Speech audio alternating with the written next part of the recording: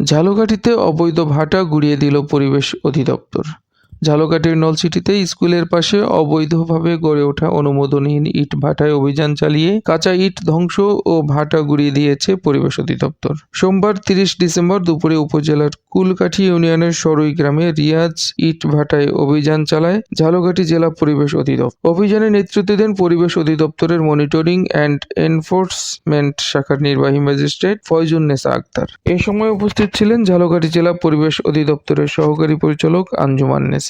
জানা গেছে, পরিবেশ অধিদপ্তরের নির্দেশনা অমান্য করে ছাড়পত্র ছাড়া সরই সরকারি প্রাথমিক বিদ্যালয়ের পাশে ফসলি জমির উপর ভাটা তৈরি করে ইট পোড়ানো হচ্ছিল।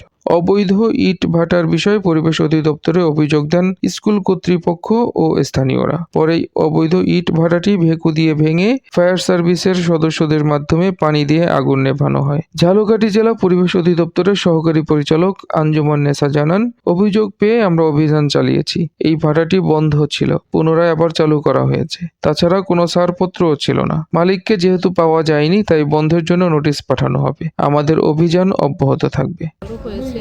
এটা শিক্ষা কর্মকর্তা, স্থানীয় জনগণ, পেপার থেকে আমাদের কাছে অভিযোগ আসছে। এটা স্কুলের পাশে, সামনে আপনারা দেখতে পাচ্ছেন এখানে স্কুল আছে। এই জন্য আমরা আমাদের ম্যাজিস্ট্রেট আসছে ঢাকা থেকে, ম্যাজিস্ট্রেট ফায়ার সার্ভিস পুলিশের সহায়তায় আমরা এটাকে, আপনারা দেখছেন, এটাকে আমরা ভেঙে দেওয়া হয়েছে, আগুন নিভিয়ে দেওয়া হয়েছে।